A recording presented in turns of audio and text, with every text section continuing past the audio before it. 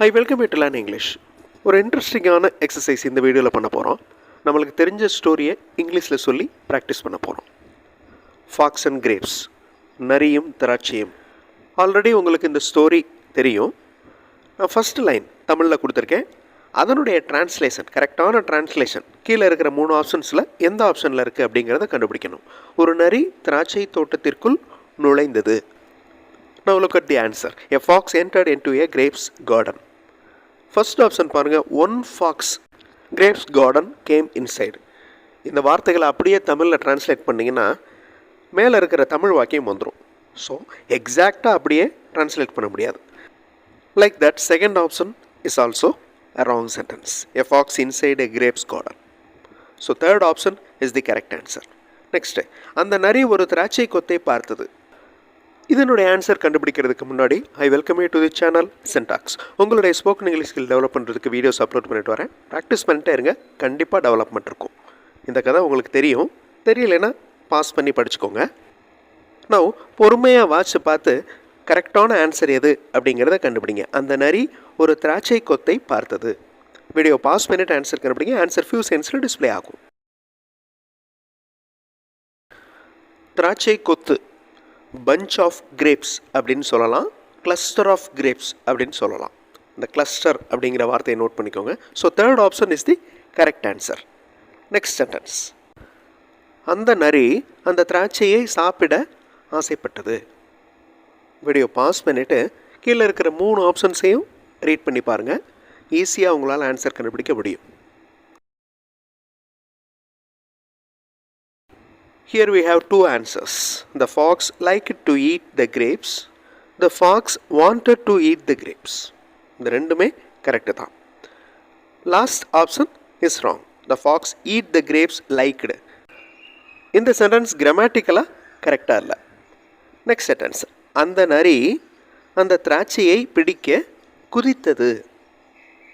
இந்த வாக்கியத்தை இங்கிலீஷில் பார்க்குறதுக்கு முன்னாடி இங்கிலீஷ் மாடல் சென்டென்சஸ் பார்த்து நீங்கள் இங்கிலீஷில் பேசுகிறதுக்கு எழுதுறதுக்கு ப்ராக்டிஸ் பண்ணலாம்.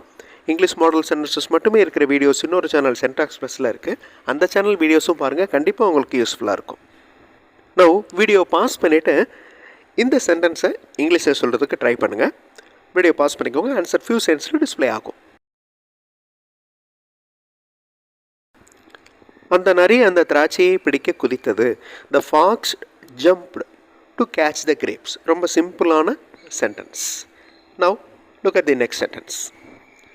ஆனால் அந்த நரியால் அந்த திராட்சையை பிடிக்க முடியவில்லை. 3 சென்டென்சஸ் இருக்குது. இந்த 3 சென்டென்சஸில் எது கரெக்ட் அப்படிங்கிறத கண்டுபிடிங்க. வீடியோ பாஸ் பண்ணிட்டு ஆன்சர் கண்டுபிடிங்க. ஆன்சர் ஃபியூ செகண்ட்ஸில் டிஸ்பிளே ஆகும். கேன் அப்படிங்கிற வேர்ப் எபிலிட்டியை குறிக்குது. அதாவது முடியும், முடியவில்லை அப்படிங்கிறத கேன் அப்படிங்கிற வார்த்தை குறிக்குது. ஸோ கேனோட past tense could. But the fox could not catch the grapes. That's the correct option. அந்த நரி மீண்டும் மீண்டும் முயற்சி செய்தது. வீடியோ பாஸ் பண்ணிக்கோங்க. கீழே இருக்கிற 3 ஆப்ஷன்ஸில் எந்த ஆப்ஷன் கரெக்ட் அப்படிங்கிறத கண்டுபிடிங்க. ஆன்சர் ஃபியூ செகண்ட்ஸில் டிஸ்பிளே ஆகும். All the 3 options, all the 3 sentences are correct. அந்த நரி மீண்டும் மீண்டும் முயற்சி செய்தது, இந்த மாதிரி நம்ம சொல்லலாம். நெக்ஸ்ட், அந்த நரியால் முடியவில்லை. வீடியோ பாஸ் பண்ணிக்கோங்க. கரெக்டான ஆன்சர் எது அப்படிங்கிறத கண்டுபிடிங்க.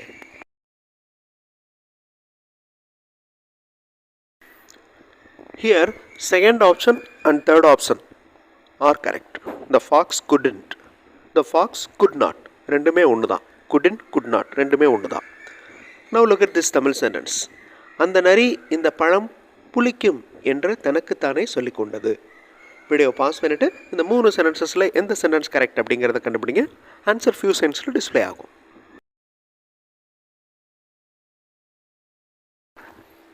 Last 2 options are correct. The fox told this fruit is sour. இந்த வாக்கியமும் கரெக்டு தான். நான் திஸ் ஃப்ரூட் அப்படிங்கிறதுக்கு மேலே கிரேப்ஸ் அப்படின்னு எக்ஸாக்டாக இருக்கிறதுனால செகண்ட் ஆப்ஷனும் தேர்ட் ஆப்ஷனும் கரெக்ட் அப்படின்னு மென்ஷன் பண்ணியிருக்கிறேன். First option is also correct. அந்த நரி அந்த திராட்சை தோட்டத்தை விட்டு வெளியே சென்றது. வீடியோ பாஸ் பண்ணிவிட்டு கீழே இருக்கிற 3 ஆப்ஷன்ஸில் எந்த ஆப்ஷன் கரெக்ட் அப்படிங்கிறத கண்டுபிடிங்க. ஆன்சர் ஃபியூ செகண்ட்ஸில் டிஸ்ப்ளே ஆகும். All the 3 sentences are correct. அந்த நரி அந்த திராட்சை தோட்டத்தை விட்டு வெளியே சென்றது. The fox went outside from the grapes garden. The fox came outside from the grapes garden. The fox came out from the grapes garden. So ஈஸியான ஒரு ஸ்டோரி எடுத்துக்கோங்க. நம்மளுக்கு தெரிஞ்ச ஸ்டோரியை இங்கிலீஷில் சொல்கிறதுக்கு ட்ரை பண்ணுங்கள். அந்த மாதிரி தெரிஞ்ச ஸ்டோரியை நம்ம இங்கிலீஷில் சொல்லி ப்ராக்டிஸ் பண்ணுறப்ப சென்டென்ஸ் ஃப்ரேமிங் ஸ்கில் நல்லா டெவலப் ஆகும். ஒரு இன்ட்ரெஸ்டிங்கான ட்ரான்ஸ்லேஷன் எக்ஸசைஸ் இந்த வீடியோவில் பார்த்தோம். அடுத்த வீடியோவில் இன்னொரு இன்ட்ரெஸ்டிங்கான எக்ஸசைஸோடு பார்க்கலாம். தேங்க்ஸ் ஃபார் வாட்சிங் and thanks for your valuable comments.